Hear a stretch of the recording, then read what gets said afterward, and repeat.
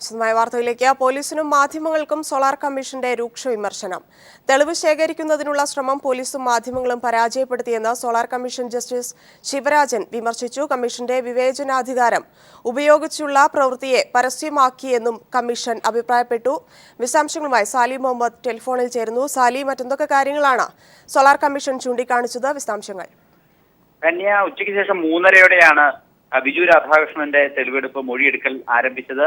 അത് ആരംഭിക്കുന്നതിന് തൊട്ടു മുമ്പായാണ് സോളാർ കമ്മീഷൻ ജസ്റ്റിസ് ശിവരാജൻ മാധ്യമങ്ങളെയും പോലീസിനെയും ഇക്കാര്യത്തിൽ വിമർശിച്ചത്.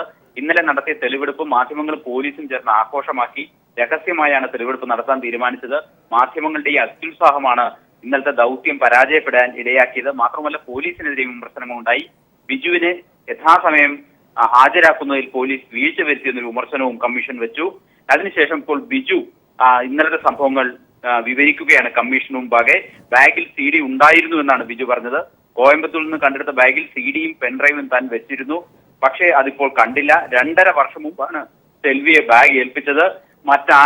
ആര് ചോദിച്ചാലും ബാഗ് നൽകരുതെന്ന് പറഞ്ഞാണ് നൽകിയത്. ഇത്തരം കാര്യങ്ങൾ ഇപ്പോൾ ബിജു സംസാരിച്ചുകൊണ്ടിരിക്കുകയാണ്. തന്നെയാണ് മാധ്യമങ്ങൾക്കും പോലീസിനും സോളാർ കമ്മീഷന്റെ രൂക്ഷ വിമർശനം. വിശദാംശങ്ങളാണ് സാലി മുഹമ്മദ് നൽകിയത്. ബിജു രാധാകൃഷ്ണൻ തെളിവുകൾ അടങ്ങുന്ന ബാഗ് ഏൽപ്പിച്ചിരുന്നുവെന്ന് ബിജുവിന്റെ ബന്ധു ചന്ദ്രൻ പീപ്പിൾ ടിവിയോട് പറഞ്ഞു. ബാഗിന്റെ കാര്യം തമിഴ്നാട് പോലീസിനെ അറിയിച്ചിരുന്നതായും ആവശ്യമുള്ളപ്പോൾ വാങ്ങാമെന്ന് പോലീസ് മറുപടി നൽകിയിരുന്നതായും അദ്ദേഹം പറഞ്ഞു. തമിഴ്നാട് ഗാന്ധിപുരത്ത് വെച്ച് സരിതയും ബിജുവുമൊത്ത് കണ്ടിരുന്നുവെന്നും ചന്ദ്രൻ വ്യക്തമാക്കി. CDയെയും പെൻഡ്രൈവിനെയും കുറിച്ച് ആവർത്തിച്ച് ചോദിച്ചിട്ടും പ്രതികരിക്കാതെ ചന്ദ്രൻ ഒഴിഞ്ഞുമാറി. ചന്ദ്രനെ അന്വേഷിച്ച് ശെൽവപുരത്തെ വീട്ടിലെത്തിയ പീപ്പിൾ വാർത്താ സംഘത്തിന് മുന്നിൽ വരാൻ തയ്യാറല്ലെന്ന മറുപടിയാണ് ചന്ദ്രന്റെ കുടുംബാംഗങ്ങൾ ആദ്യം നൽകിയത്. മാധ്യമങ്ങളുമായി സംസാരിക്കുന്നത് തമിഴ്നാട് പോലീസ് വിലക്കിയെന്നും ഇവർ പറഞ്ഞു. പിന്നീട് ശെൽവപുരം സ്റ്റേഷനിലെ പോലീസ് എത്തിയ ശേഷമാണ് ചന്ദ്രൻ വീടിന് പുറത്തിറങ്ങിയത്. തുടർന്ന് സംസാരിക്കാൻ തയ്യാറായ ചന്ദ്രൻ ബിജു രാധാകൃഷ്ണൻ തെളിവടങ്ങുന്ന സഞ്ചി ഏൽപ്പിച്ചിരുന്നെന്നും ഇക്കാര്യം തമിഴ്നാട് പോലീസിനെ അറിയിച്ചെന്നും വ്യക്തമാക്കി. ഇല്ല, വന്നില്ല. അവർ പറഞ്ഞായിരുന്നു എപ്പോഴെങ്കിലും ഞങ്ങൾ വരും. അവിടെ വന്നിട്ട് ഞാൻ പറഞ്ഞു ഒരു സാധനം ഉണ്ട്, അവർ ഇവിടുത്തെ ഇൻസ്പെക്ടർ പറഞ്ഞിട്ടുണ്ട് അവിടെയും പറഞ്ഞിട്ടുണ്ട്. വേറെ ഒന്നും പറഞ്ഞില്ല. ആരും വന്നുമില്ല, ഒന്നും പറഞ്ഞില്ല. പിന്നെ പത്രത്തിലും പേപ്പറിലും വായിക്കുമ്പോൾ കണ്ടിട്ടില്ല. പിന്നെ അത് കണ്ട് അവിടെ വടവള്ളിയിൽ വെച്ചിട്ട് കണ്ടിട്ടുണ്ട്. ഇവിടെ വീട്ടിൽ നിന്ന് വന്നിട്ടില്ല, വട വെച്ച് കണ്ടിട്ടുണ്ട്. അത്രേ അറിയത്തുള്ളൂ. സരിതയെയും ബിജുവിനെയും ഗാന്ധിപുരത്ത് വെച്ച് കണ്ടിട്ടുണ്ട്. ബിജുവിനൊപ്പം പിടിക്കപ്പെട്ട തന്നെ 3 ദിവസം കൊല്ലം പോലീസ് കസ്റ്റഡിയിൽ ചോദ്യം ചെയ്തെന്നും ചന്ദ്രൻ പറഞ്ഞു. എന്നാൽ CD, പെൻഡ്രൈവ് എന്നിവയെക്കുറിച്ച് എന്തെങ്കിലും പറയാൻ ഇയാൾ തയ്യാറായില്ല. എനിക്കറിയാം, ഒന്നും അറിയത്തില്ലായിരുന്നു. പിന്നെ ഇവനെ പിടിച്ചു കഴിഞ്ഞപ്പോൾ അവിടെ കൊണ്ട് കൊളത്തിയിട്ടായിരുന്നു. ഇതുപോലെ സോളറിൻ്റെ അതിൻ്റെ തട്ടിപ്പ് കേസാണ്, എൻ്റെ കാശ് പിടിച്ച് വാങ്ങണതാണ് അവിടെയൊക്കെ പറഞ്ഞത്. എനിക്കൊന്നും അറിയത്തില്ല. പിന്നെ അവിടുത്തെ എൻ്റെ കൂട്ടുകാരൻ പറഞ്ഞത് ഭയങ്കര കേസാണ് ഇത്, എന്നെ അതിൻ്റെ പാറ് എന്താ ചെയ്യേ. ബിജു രാധാകൃഷ്ണനും സരിതയ്ക്കുമെതിരെ കോയമ്പത്തൂർ കോടതിയിൽ കേസുണ്ടെന്നിരിക്കെ ബാഗിനെ കുറിച്ച് അറിയിച്ചിട്ടും തമിഴ്നാട് പോലീസ് ഇത് ഗൗരവമായി എടുക്കാത്തത് ദുരൂഹമാണ്. ക്യാമറാമാൻ മഹേഷ് പാലക്കാടിനൊപ്പം AK Latheesh. People follow up. മുഖ്യമന്ത്രി ഉമ്മൻചാണ്ടി സരിതയുമായി കൂടിക്കാഴ്ച നടത്തി എന്ന് പറയപ്പെടുന്ന വിവാദ ദില്ലി സന്ദർശന ദിവസം പേഴ്സണൽ സെക്രട്ടറി എന്ന പേരിൽ കേരള ഹൌസിൽ കൂടെ താമസിച്ചത് തോമസ് കുരുവിള എന്ന സംശയം ബലപ്പെടുന്നു. 2012 ഡിസംബർ 27-ന് മുഖ്യമന്ത്രിയോടൊപ്പം ഉണ്ടായിരുന്നത് പ്രിൻസിപ്പൽ സെക്രട്ടറി ദിനേശ് ശർമ്മയാണെന്നാണ് കേരള ഹൌസ് വിവരാവകാശ രേഖയിലുള്ളത്. ദിനേശ് ശർമ്മ ഉപയോഗിച്ചത് 206-ാം മുറിയാണ്. അപ്പോൾ 203-ാം നമ്പർ മുറിയിൽ പേഴ്സണൽ സെക്രട്ടറി എന്ന പേരിൽ താമസിച്ചത് ആരാണെന്ന് ഇപ്പോഴും അവ്യക്തമാണ്. 2012 ഡിസംബർ 27-ലെ മുഖ്യമന്ത്രിയുടെ വിവാദ ദില്ലി സന്ദർശനത്തിനിടെ കേരള ഹൌസിൽ പേഴ്സണൽ സെക്രട്ടറി എന്ന പേരിൽ താമസിച്ചത് തോമസ് കുരുവിളയാണ് എന്ന അഭ്യൂഹം ബലപ്പെടുത്തുന്ന രേഖകളാണ് ഇപ്പോൾ പുറത്തുവന്നിരിക്കുന്നത്. മുഖ്യമന്ത്രിയുടെ ദില്ലിയിലെ സഹായിയും സരിത കൂടിക്കാഴ്ചയിലെ ഇടനിലക്കാരനെന്നും ആരോപണം നേരിടുന്ന തോമസ് കുരുവിള കേരള ഹൌസിലെ 203-ാം നമ്പർ മുറിയിൽ താമസിച്ചിരുന്നു എന്നതിലേക്കാണ് തെളിവുകൾ വിരൽ ചൂണ്ടുന്നത്. മുഖ്യമന്ത്രി ഉമ്മൻചാണ്ടി ഡിസംബർ 27-ന് ദില്ലിയിൽ വിജ്ഞാൻ ഭവനിൽ നടന്ന പരിപാടിയിൽ പങ്കെടുത്തുവെന്നും കൂടെയുണ്ടായിരുന്നത് പ്രിൻസിപ്പൽ സെക്രട്ടറി ദിനേശ് ശർമ്മ മാത്രമാണെന്നും കേരള ഹൌസ് നൽകിയ വിവരാവകാശ മറുപടിയിൽ പറയുന്നു. തോമസ് കുരുവിളയാണ് മുഖ്യമന്ത്രിക്കൊപ്പം ഉണ്ടായിരുന്നത് എന്ന അഭ്യൂഹം ബലപ്പെട്ടതോടെയാണ് ദിനേശ് ശർമ്മയാണ് കൂടെയുണ്ടായിരുന്നത് എന്ന് കേരള ഹൌസ് വിശദീകരണം നൽകിയത്. ദിനേശ് ശർമ്മ 206-ാം നമ്പർ മുറിയിൽ താമസിച്ചു എന്നത് കേരള ഹൌസിലെ ലെഡ്ജറിലും രേഖപ്പെടുത്തിയിട്ടുണ്ട്. എന്നാൽ പേഴ്സണൽ സെക്രട്ടറി എന്ന പേരിൽ 203-ാം നമ്പറിലും അന്നേ ദിവസം ഒരാൾ താമസിച്ചിട്ടുണ്ടെന്നും ലെഡ്ജർ രേഖ വ്യക്തമാക്കുന്നു.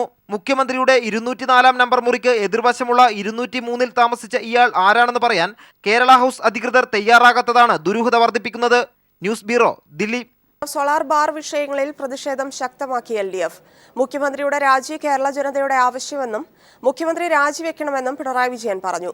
ബാർ കേസിൽ ബാബുവിനെ രക്ഷിക്കാൻ വഴിവിട്ട നീക്കം നടക്കുന്നുവെന്നും കേസിൽ ത്വരിതാന്വേഷണം നടത്താതിരിക്കാൻ ഒത്തുകളിയുണ്ടായെന്നും VS അച്യുതാനന്ദനും സോളാർ കേസിലെ തെളിവുകൾ അട്ടിമറിക്കാനാണ് സർക്കാർ ശ്രമമെന്ന് കോടിയേരി ബാലകൃഷ്ണനും പ്രതികരിച്ചു. സോളാർ തട്ടിപ്പ് പ്രതി ബിജു രാധാകൃഷ്ണന്റെ കയ്യിൽ നിന്ന് 5.5 കോടി രൂപ കോഴ വാങ്ങിയ മുഖ്യമന്ത്രിയും ബാർക്കോഴ കേസിൽ 10 കോടി രൂപ കൈക്കൂലി വാങ്ങിയ കെ ബാബുവും രാജിവെക്കുക എന്നീ ആവശ്യങ്ങൾ ഉന്നയിച്ചുകൊണ്ടായിരുന്നു സെക്രട്ടേറിയറ്റിലേക്കും 13 ജില്ലാ കളക്ടറേറ്റുകളിലേക്കും LDF മാർച്ച് സംഘടിപ്പിച്ചത്. സംസ്ഥാനമെമ്പാടും നടന്ന സമരത്തിൽ 10,000 പങ്കാളികളായി. സ്ത്രീകളുമായി ബന്ധപ്പെട്ട് പരാതി ഉയർന്നു വരാൻ സാഹചര്യം സൃഷ്ടിച്ചത് മുഖ്യമന്ത്രി തന്നെയാണെന്ന് സെക്രട്ടേറിയറ്റ് മാർച്ച് ഉദ്ഘാടനം ചെയ്തുകൊണ്ട് പ്രതിപക്ഷ നേതാവ് VS ആരോപിച്ചു. ഒരു പെണ്ണുമായി ബന്ധപ്പെട്ടതിനെ സംബന്ധിച്ച് 6-7 പേരുടെ പേരിൽ മന്ത്രിമാരും അല്ലാത്തവരും MP-മാരും എല്ലാമുള്ള അവരെ പറ്റിയുള്ള ആക്ഷേപമുണ്ട്. എങ്കിലും ഞാൻ അസംബ്ലിയിൽ പറഞ്ഞത് മുഖ്യമന്ത്രിയെ സംബന്ധിച്ചുള്ള ആക്ഷേപം ശരിയല്ലാതെ വരട്ടെ എന്നാണ്. അങ്ങനെ ഒരു ആക്ഷേപം വന്നില്ലേ? വല്ലാരിടയാക്കിയ ഒരു അവസരം ഉണ്ടാക്കിയത് ആരാണ്? മുഖ്യമന്ത്രി ഉമ്മൻചാണ്ടിയല്ലേ? സരിതയ്ക്ക് മുഖ്യമന്ത്രിക്ക് മേലുള്ള ആധിപത്യം അപമാനകരമാണെന്നും മുഖ്യമന്ത്രി കൊടുംകുറ്റവാളികളുടെ അംബാസിഡറാണെന്നും CPIM പൊളിറ്റ് ബ്യൂറോ അംഗം പിണറായി വിജയൻ ആരോപിച്ചു. എന്തായിരുന്നു സരിതയ്ക്ക് ഉമ്മൻചാണ്ടിയുടെ മേലെയുള്ള നിയന്ത്രണം? ഒരു കൊടും കുറ്റവാളി, എന്തും ചെയ്യാൻ മടിയില്ലാത്തവർ. പിന്നെ തെളിഞ്ഞല്ലോ, ചെയ്ത കാര്യങ്ങളൊന്നും പറയാൻ പറ്റുന്നതല്ലോ. അങ്ങനെയുള്ള ഒരാള് ഉമ്മൻചാണ്ടിയുടെ മേലെ നിയന്ത്രണം സ്ഥാപിക്കുക, അതായത് മുഖ്യമന്ത്രിയെ ഭരിക്കുന്ന ഒരു സ്ത്രീ ഉണ്ടാവുക, എങ്ങനെ വന്നു അത്? അതല്ലേ പ്രശ്നം. സോളാർ കേസിലെ തെളിവുകൾ ഒന്നൊന്നായി നശിപ്പിക്കപ്പെടുകയാണെന്ന് CPIM സംസ്ഥാന സെക്രട്ടറി കോടിയേരി ബാലകൃഷ്ണൻ പറഞ്ഞു.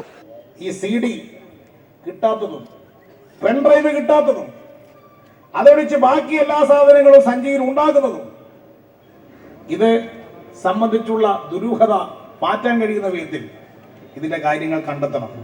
LDF കൺവീനർ വൈക്കം വിശ്വൻ ഇടുക്കിയിലും പന്ന്യൻ രവീന്ദ്രൻ കാസർഗോഡും രാമചന്ദ്രൻ കടന്നപ്പള്ളി മലപ്പുറത്തും മാർച്ചുകൾ ഉദ്ഘാടനം ചെയ്തു. News bureau, Thiruvananthapuram. ദേശീയ നയത്തിനെതിരായി കോൺഗ്രസുമായി കൂട്ടുകൂടിയ RSP കേരള നേതൃത്വം ദേശീയ സമ്മേളനത്തിൽ ഒറ്റപ്പെട്ടു. RSP തെറ്റുതിരുത്തി ഇടതുപക്ഷത്തേക്ക് തിരിച്ചുവരണമെന്നാവശ്യപ്പെട്ട് കേരളത്തിലെ യുവജന വിഭാഗം നേതാക്കൾ മുന്നോട്ടുവച്ച പ്രമേയം ചർച്ചയ്ക്കെടുക്കാതെ സമ്മേളനം പിരിഞ്ഞു. പാർട്ടിയിൽ പിളർപ്പ് ഒഴിവാക്കാൻ 6 മാസത്തിനകം പ്ലീനം വിളിച്ച് വിഷയം ചർച്ച ചെയ്യാൻ തീരുമാനിച്ചതായി ജനറൽ സെക്രട്ടറിയായി വീണ്ടും തെരഞ്ഞെടുക്കപ്പെട്ട TJ ചന്ദ്രചൂഡൻ പറഞ്ഞു. ദേശീയ നയത്തിൽ നിന്നും വ്യതിചലിച്ചാണ് കേരള ഘടകം കോൺഗ്രസിന് ഒപ്പം ചേർന്നതെന്ന് ദേശീയ സമ്മേളനം വിലയിരുത്തി.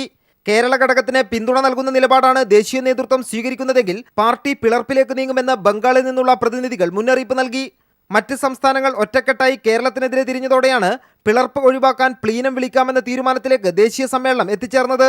There is some dispute in the party with regard to the decision taken by the Kerala state unit of the party with regard to aligning with the Congress. കേരളത്തിൽ നിന്നുള്ള യുവജന വിഭാഗം നേതാക്കൾ പാർട്ടി തെറ്റുതിരുത്തി ഇടതുപക്ഷത്തേക്ക് തിരിച്ചു പോകണമെന്ന പ്രമേയം മുന്നോട്ട് വെച്ചു. പാർട്ടി ഇപ്പോൾ തകർച്ചയിലേക്കാണ് നീങ്ങുന്നതെന്നും പഞ്ചായത്ത് തെരഞ്ഞെടുപ്പിൽ പലയിടങ്ങളിലും കോൺഗ്രസ് കാലുവാരിയെന്നും പ്രമേയത്തിൽ കുറ്റപ്പെടുത്തുന്നു. എന്നാൽ ഈ പ്രമേയം വിശദമായി ചർച്ച ചെയ്യാതെ സമ്മേളനം പിരിഞ്ഞു. സ്ഥാനമാനങ്ങൾക്ക് വേണ്ടി ദേശീയ നയത്തിൽ നിന്നും വ്യതിചലിച്ച നേതൃത്വത്തിനെതിരെ പ്രതിഷേധം തുടരുമെന്ന് പ്രമേയം അവതരിപ്പിച്ച യുവജന നേതാക്കൾ പറഞ്ഞു. 34 വർഷക്കാലമായിട്ട് ഇടതുപക്ഷ ജനാധിപത്യങ്ങളുടെ ഭാഗമായിരുന്ന പാർട്ടി ഇത്. ആ പാർട്ടി കേവലം ഒരു സീറ്റിന് വേണ്ടിയിട്ട് പുറകോട്ട് പോകുന്ന ഒരു സ്ഥിതിവിശേഷമുണ്ടായത്. RSP തിരിച്ചുവന്ന് ഇടതുപക്ഷത്തെ ശക്തിപ്പെടുത്തണമെന്ന് CPM ജനറൽ സെക്രട്ടറി സീതാറാം യെച്ചൂരിയും ഈ കാര്യത്തിൽ തീരുമാനമെടുക്കേണ്ടത് RSP സംസ്ഥാന ഘടകമാണെന്ന് PB അംഗം പ്രകാശ് കാരാട്ടും പ്രതികരിച്ചു. M. Santhosh, news bureau, Delhi.